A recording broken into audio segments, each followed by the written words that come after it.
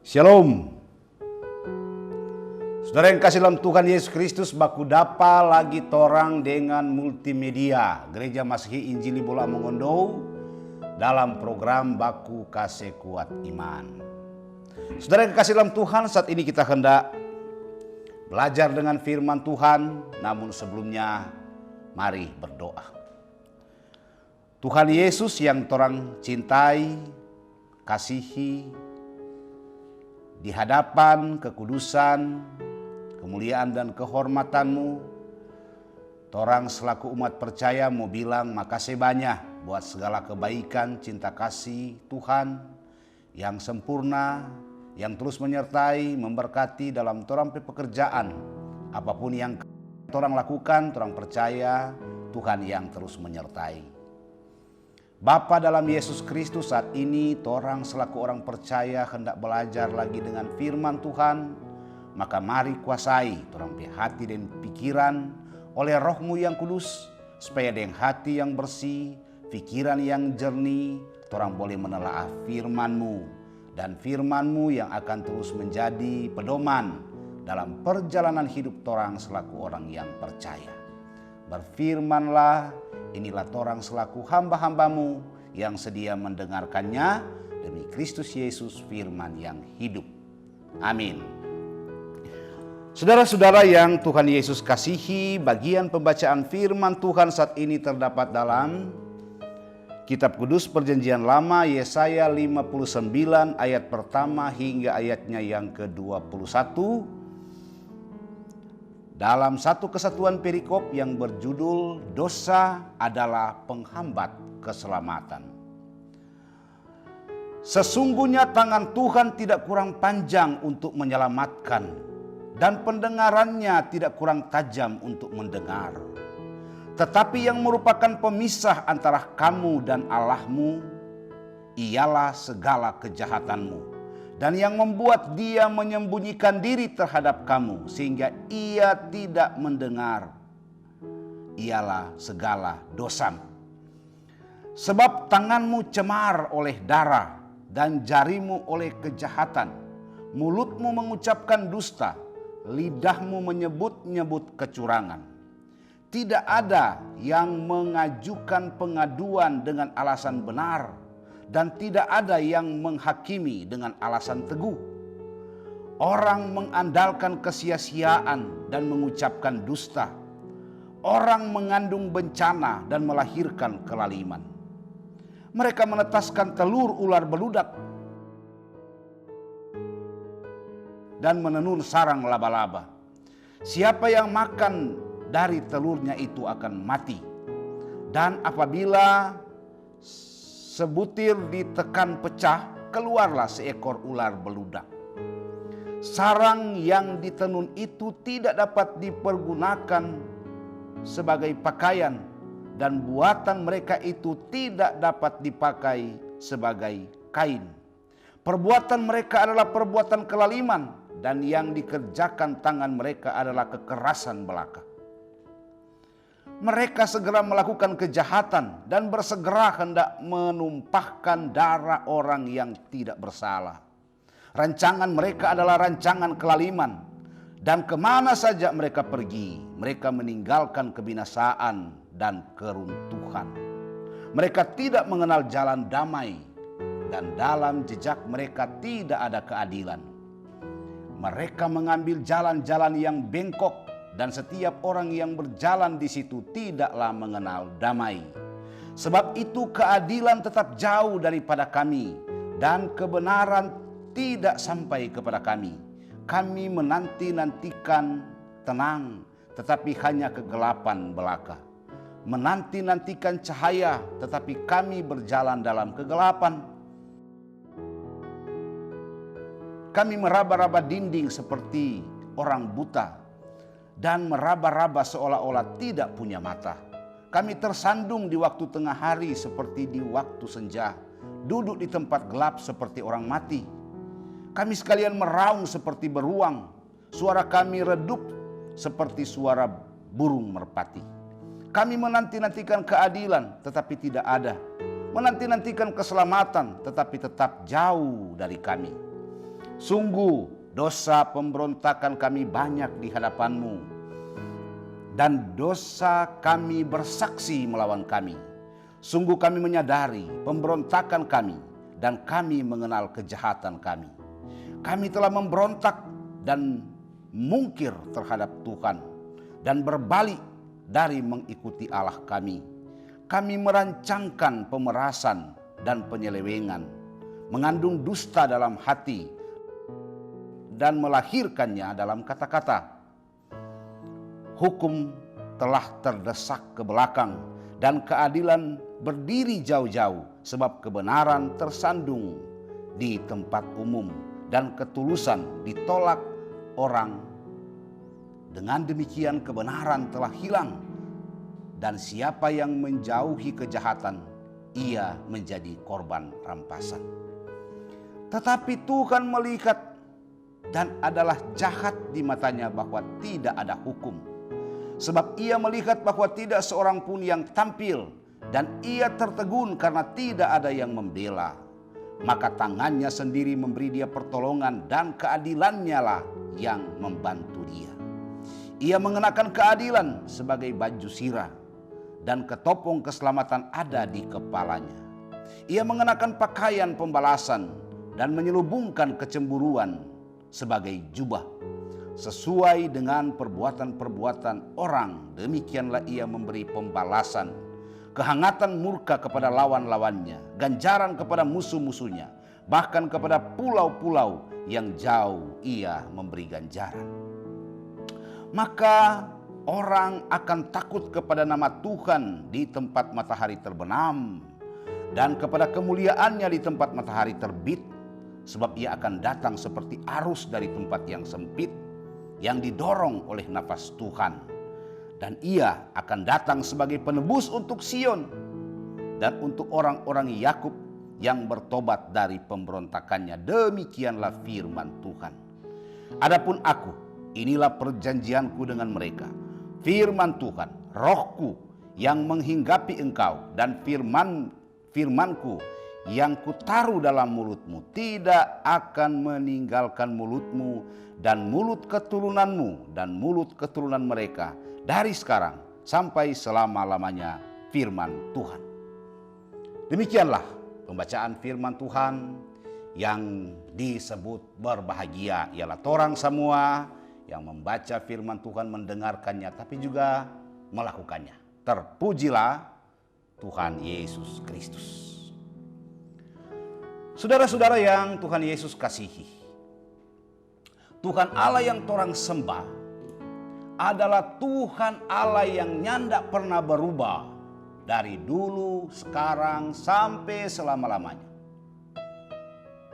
Apa yang nyandak berubah dari Tuhan? Yang tidak pernah berubah dari Tuhan yaitu kekuasaan Tuhan. Tuhan pe cinta, Tuhan pe kasih sayang, Tuhan pe kesetiaan, Tuhan pe kebaikan, Tuhan pe penyayang, panjang sabar, berlimpah kasih setia. Malah bukan cuma itu, tapi Tuhan yang torang sembah juga adalah api yang menghanguskan. Karena Tuhan sama sekali nyandak mau tolerir dengan apa yang namanya dosa. Saudara-saudara yang Tuhan Yesus kasihi, sebagai orang percaya, kadangkala orang cuma suka dengar khotbah yang menyenangkan untuk mau dengar. Kadangkala orang cuma suka dengar khotbah yang sadap di telinga, khotbah yang lucu-lucu, yaitu tentang cinta, tentang damai sejahtera dan lain-lain. Dan paling suka sekali kalau pendeta sambil berkhotbah sambil melawak. Seakan-akan pendeta itu sama dengan Sule. Nah, saudara-saudara, kadangkala di antara kita ketika ditanya, siapa yang pimpin ibadah? Allah pendeta, kau DP khotbah bagaimana? Allah pokoknya lucu sekali. Kau apa? Pokoknya lucu. Kau DP pesan firman Tuhan yang aku dengar apa? Ada pokoknya lucu. Nah, itu yang ada pada dia. Akhirnya tuh kesan atau pesan firman Tuhan yang disampaikan oleh pengkhotbah, dia tidak dengar baik-baik. Dia cuma dengar yang ada pada dia, itu DP lucu. Saudara-saudara yang dikasihi Tuhan, Orang harus tahu bahwa firman yang diperdengarkan kepada orang percaya bukan hanya berita yang mau kasih senang orang petalinga. Tapi juga firman Allah adalah firman yang membakar untuk menempelak. Yang hendak mau kasih insaf pada orang atas orang pedosa-dosa, yaitu tentang Tuhan yang sama sekali tidak mau kompromi dengan dia penama dosa. Saudara-saudara yang Tuhan Yesus kasihi, pertanyaan yang kadang-kala muncul dalam kehidupan kita selaku orang percaya, siapakah di antara orang banyak yang merasa bahwa itu doa-doa yang dipanjatkan, yang orang panjatkan kepada Tuhan, rupa Tuhan yang tidak dengar. Bahkan rupa Tuhan cuma cuek. Kong sepertinya Tuhan ini mau dengar sama sekali. Kong apa yang orang harapkan, apa yang orang rindukan, dan apa yang orang kerjakan semua rupa gagal. Akhirnya sepertinya orang diperhadapkan dengan kegagalan yang luar biasa. Dan akhirnya dalam keputusasaan, orang tengok ke atas dan tanya, Tuhan ada di mana di balik persoalan, di balik penderitaan yang orang alami. Saudara-saudara, dia jawaban berdasarkan konteks pembacaan kita ini sederhana, yaitu karena dosa. Sama dengan umat Israel, itu yang mereka rasakan ketika orang bikin pelanggaran terhadap Tuhan. Sebab yang namanya dosa, dia akibat adalah penderitaan. Akibat daripada dosa adalah sekali lagi penderitaan. Saudara-saudara, kalau orang mulia melalui pembacaan ini, kira-kira dosa atau pelanggaran seperti apa yang orang Israel yang sakit hati pada Tuhan. Ada saya catat di sini, yang pertama adalah terjadi permusuhan atau suka bakalai yang dibilang tangan yang tercemar oleh darah. Kenapa begitu? Umat suka bakalai. Yang kedua, punuh deng towo deng punuh deng ruci. Towo deng ruci sebab cako semua di situ. Pertama tukang bakalai, kedua towo deng ruci. Yang ketiga adalah ada yang baklak. Baklak tentang ketidakadilan. Tapi yang dorang sampaikan itu dongklak itu dusta. Jadi orang yang lapor dusta. Aneh lagi orang yang menghakimi ketika ada orang baklak, orang hakimi dan dusta. Jadi towo dan kaboter sebab dapat sama sini. Berarti bahwa nyanda ada standar moral dalam kehidupan orang percaya. Yang keempat, ibarat kata telur, orang tahu sumber telur adalah sumber protein.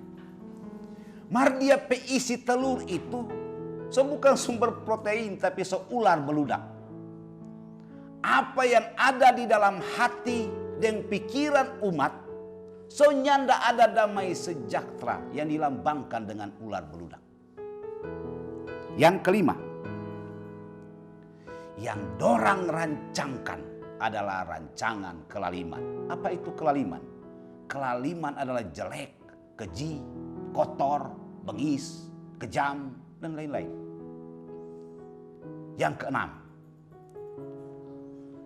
di mana dorang pigi akang, dorang bukan bawa berkat, tapi di mana dong pigi akang, yang dorang bawa adalah kematian dan kehancuran. Yang ketujuh, nyanda ada damai sejahtera. Saudara-saudara yang Tuhan Yesus kasihi, mari orang merenung sejenak.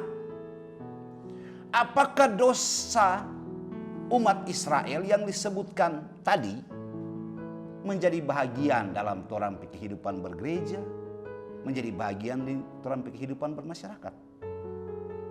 Saudara-saudara, kalau namanya teknologi tentu ada dia perkembangan. Orang boleh pakai semua kemajuan teknologi sekarang ini untuk memuliakan nama Tuhan. Mar pada saat yang sama, dosa juga berkembang dalam kemajuan teknologi. Membuat pelaku dosa juga semakin modern, yang intinya menyakiti sesama dan menyakiti hati Tuhan. Saudara yang kekasih dalam Tuhan, kemajuan teknologi seharusnya dipakai untuk menjadi berkat, bukan untuk saling menyakiti. Contoh HP posting to hoax, segala macam kebencian, iri hati, dengki, cemburu dan sebagainya. Baku caku di HP. Oleh sebab itu, Gereja Masihi Injili Bola Mongondo ada di multimedia untuk mempergunakan teknologi ini semaksimal mungkin untuk kemuliaan nama Tuhan melalui multimedia. Ada program Baku Kasih Kuat Iman, ada program Suara Gembala, ada program-program talk show lainnya, Nah, saudara yang kasih Tuhan, cuma kok kadang-kala aneh. Kasih yang Tuhan jamaat mulia ini Suara Gembala, Baku Kasih Kuat Iman, mungkin baru dia ke sana, so pendeta Wilar lewat. Boleh dah menonton kesana sadiki. Kadang-kala lagi kau nyandak like, nyandak subscribe, nyandak bagikan. Padahal sebenarnya salah satu cara torang untuk mempergunakan teknologi ini untuk kemuliaan nama Tuhan. Jangan like sana katut tu program Gemiba multimedia. Subscribe, bagi-bagikan ke sana. Sebagai tanda torang saling membagi berkat. Nah, saudara yang kekasih dalam Tuhan Yesus Kristus. Kalau dosa sebagaimana yang disebut tadi masih menjadi bagian dalam kehidupan berjemaat dan bermasyarakat, itu tanda bahwa berkat-berkat Tuhan tidak lagi menjadi bagian dalam torang kehidupan berjemaat dan bermasyarakat. Saudara-saudara yang dikasihi Tuhan Yesus, sekarang ini dengan penuh sukacita, torang semua hendak memasuki dan hendak memaknai minggu-minggu Advent. Orang tahu semua Advent artinya kedatangan. Tentu untuk memaknai kedatangan, pemaknaannya adalah menanti. Nah, apa yang torang nantikan? Yang torang nantikan adalah datangnya Raja Damai. Bahwa di dalam Tuhan menanti adalah pengharapan orang percaya untuk mendapatkan perlakuan seadil-adilnya atas penderitaan yang torang alami akibat dosa. Nah, dari sini torang mengerti bahwa orang-orang yang menanti itu adalah orang-orang yang tertindas akibat kekejaman perbuatan dosa, yang pantas menerima itu kasih karunia Allah dalam Yesus Kristus. Jadi Advent artinya bahwa Kristus akan datang dan untuk melibas semua pelaku-pelaku kejahatan yang mengakibatkan umatnya menderita.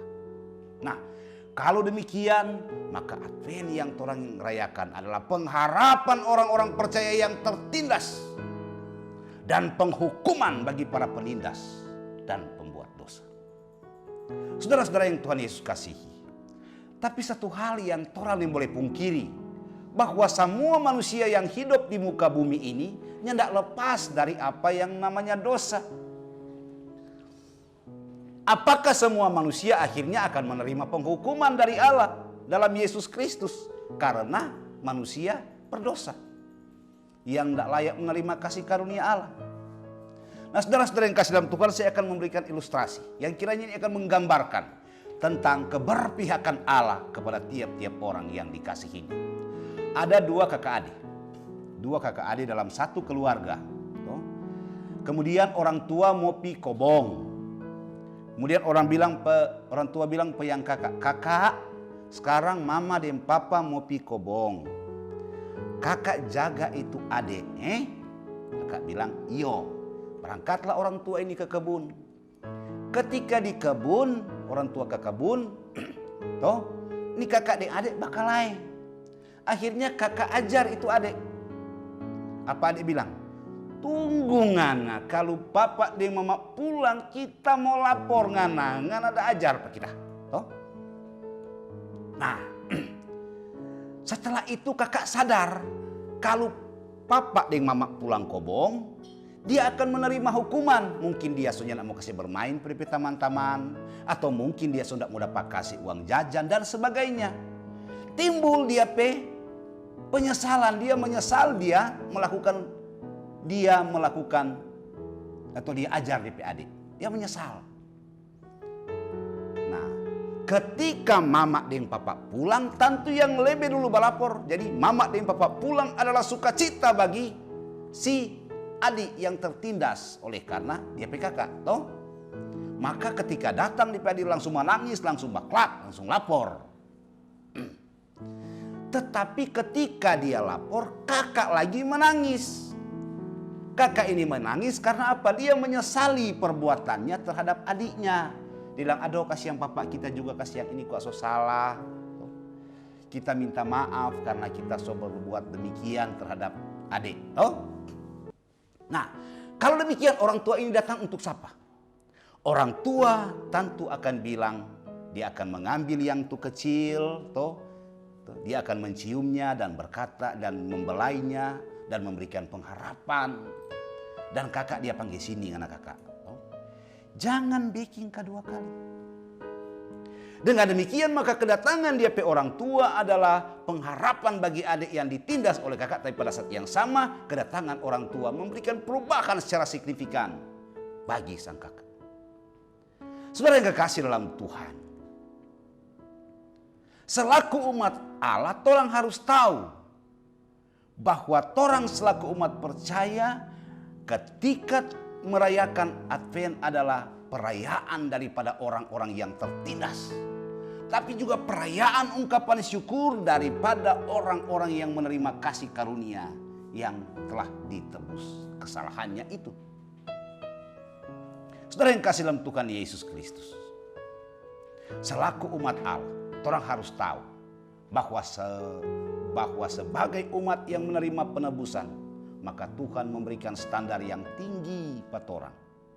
Standar itu adalah kualitas hidup yang mesti torang jalani supaya torang pe kehidupan berkenan kepadanya. Kenapa demikian? Karena toranglah umat perjanjian. Torang pe pembacaan so arahkan pa torang bahwa saat umat menerima hukuman dari Tuhan, umat sadar dan umat bertobat. Kemudian Tuhan menjawab dengan memberikan janji pemulihan. Nah, itu realisasi daripada janji Tuhan itu Raja Damai, yaitu Yesus Kristus. Kalau demikian, maka toranglah umat penerima janji itu. Saudara yang kasih dalam Tuhan, janji yang dinubuatkan bertahun-tahun, bahkan dirindukan oleh umat di masa yang lalu, dinikmati oleh orang generasi sekarang. Orang adalah umat yang hidup dalam perjanjian Allah.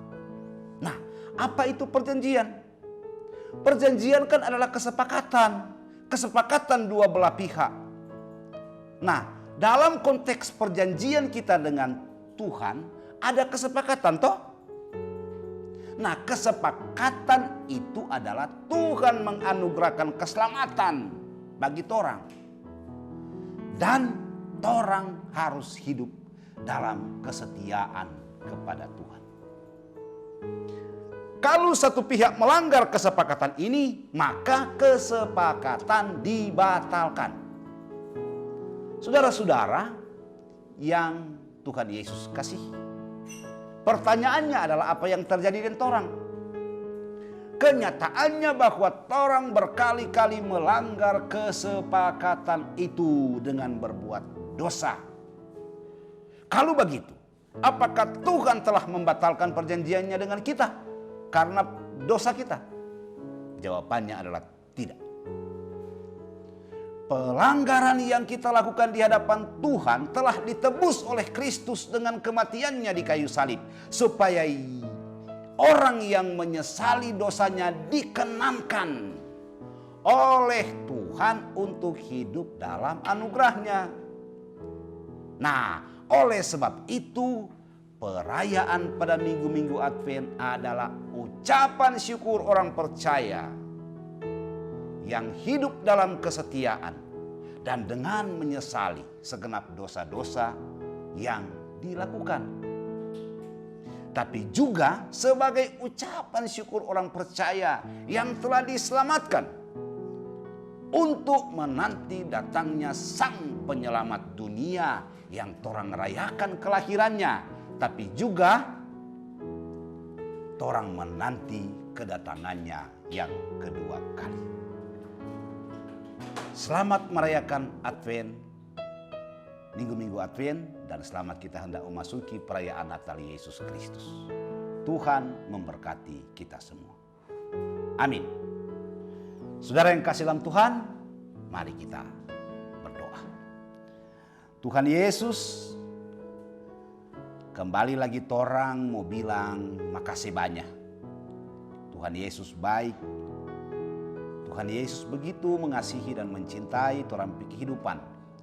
Dimanapun torang pergi dan berada, terus torang merasakan tentang cinta kasih, penyertaan dan pertolongan Tuhan. Tuhan Yesus makasih ketika saat ini torang boleh membaca, torang boleh renungkan firman-Mu. Dalam firman-Mu hendak mengingatkan kami bahwa ketika kami merayakan minggu-minggu Advent ini, pada saat yang sama kami bersyukur kepada Tuhan bahwa janji kedatangan Tuhan adalah untuk memulihkan sehingga semua orang yang terjajah oleh dosa dibebaskan oleh Allah dalam Kristus Yesus. Sehingga kedatangan Tuhan adalah kedatangan untuk membebaskan segenap penderitaan karena dosa, tapi juga pada saat yang sama Tuhan akan datang untuk memberikan pengampunan yang sempurna terhadap terhadap kesalahan dan dosa, sehingga orang selaku orang-orang percaya berkenan di hadapan Tuhan. Terima kasih buat kedatangan-Mu ke dalam dunia ini. Makasih buat penyelamatan yang Tuhan kerjakan. Kiranya perayaan di minggu-minggu Advent ini dan hendak mempersiapkan diri dalam perayaan Natal Yesus Kristus dapat dirayakan dengan sebaik-baiknya, dengan penuh kesederhanaan, dengan penuh cinta. Sehingga persekutuan kami orang percaya yang merayakan ini dapat merayakannya dengan sebaik-baiknya. Bapa dalam Yesus Kristus, selaku orang percaya torang juga serahkan torang bangsa dan negara ini ke dalam tangan Tuhan yang penuh kasih. Tuhan terus berikan hikmat bagi pemerintah bangsa Indonesia, mulai dari Presiden, TNI, Polri, dan semua saudara-saudara kami yang Tuhan percayakan untuk mengemban tugas dalam kepemerintahan. Tuhan pakai semua oleh kuat kuasa darah Tuhan sehingga perayaan minggu-minggu Advent dan Natal Yesus Kristus dapat dirayakan dengan sebaik-baiknya. Jauhkan dari berbagai macam bentuk intimidasi, dari berbagai macam bentuk teror, intoleransi yang kadangkala mengganggu perayaan-perayaan kami. Dan biar kiranya cinta kasih Tuhan terus menyertai dan mewarnai hidup kami terus hidup berkenan kepada Tuhan. Terima kasih, terpujilah nama-Mu yang kudus. Inilah kami umat-Mu yang berdoa, bersyukur, berterima kasih kepada Tuhan yang semua orang bawa di dalam satu nama, yaitu Yesus Kristus yang adalah Tuhan dan torang penjuru selamat. Amin.